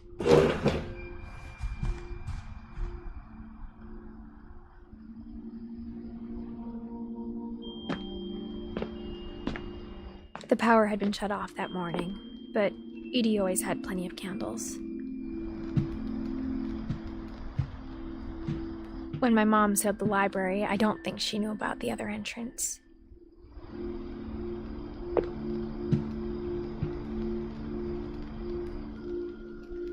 Or that Edie had a key to it.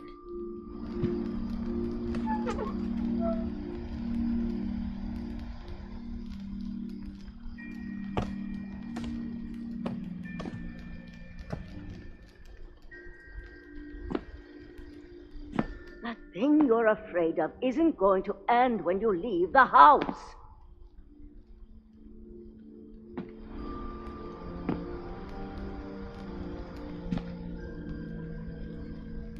Edith has a right to know these stories. My children are dead because of your stories. I think it's best if Edith and I leave tonight.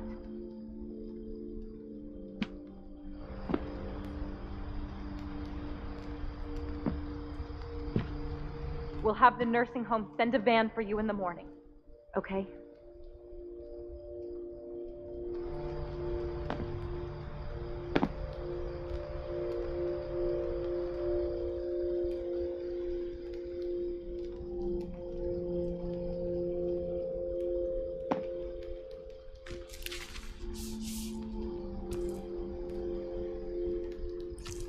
Dear Edith, there's so many stories I wish I could tell you, but there's only time for one. This is about what happened on the night you were born. That night, the tide went way, way out. It was the first and last time I ever saw the old house aground. There'd been an earthquake out in the middle of the ocean. They called it the lowest tide in 1,000 years. God, it smelled awful. You know, I've seen that house every day of my life.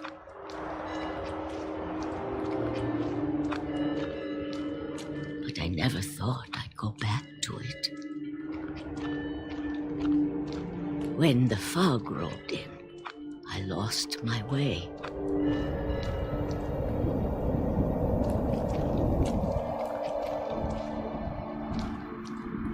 I got turned around.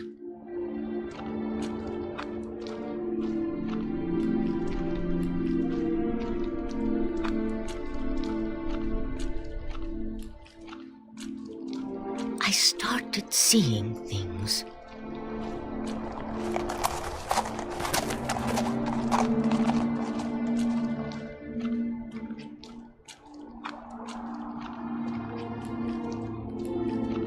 Things I'd forgotten had ever existed.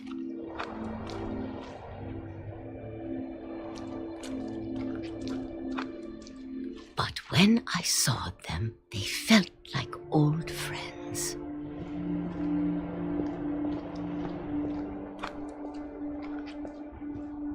That night, a lot of things came back to me. Or maybe I came back to them.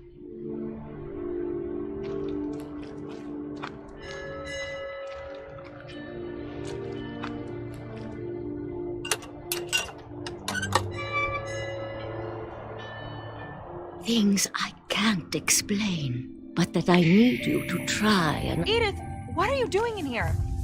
It's mine. Edith! Mom, you're gonna rip it! Let go!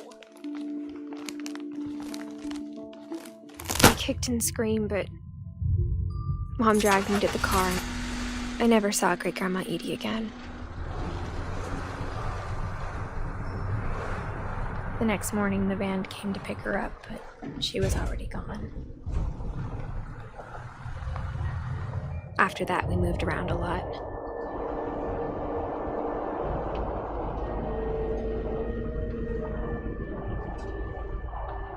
We both tried to make the best of it.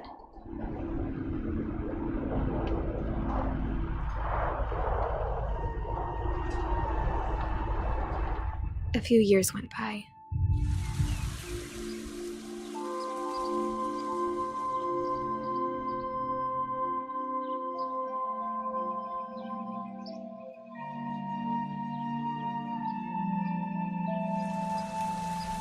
My mom didn't like to talk about it. But she started getting sick a lot.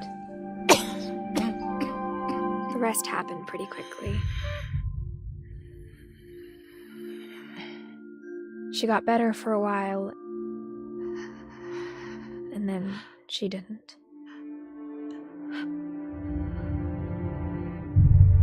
And then I was alone. The last Finch left alive.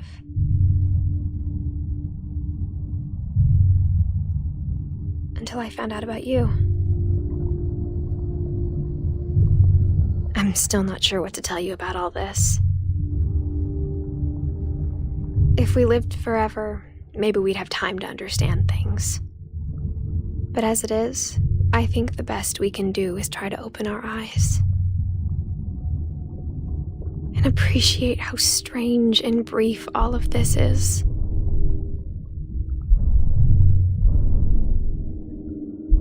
This journal was supposed to be for you. But now I hope you'll never see it.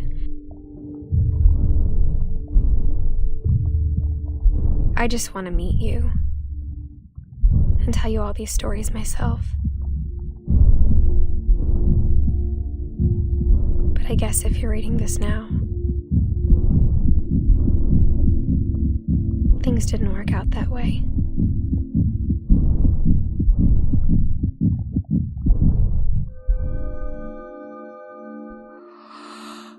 This is where your story begins. I'm sorry I won't be there to see it. It's a lot to ask, but I don't want you to be sad that I'm gone. I want you to be amazed that any of us ever had a chance to be here at all. Good luck.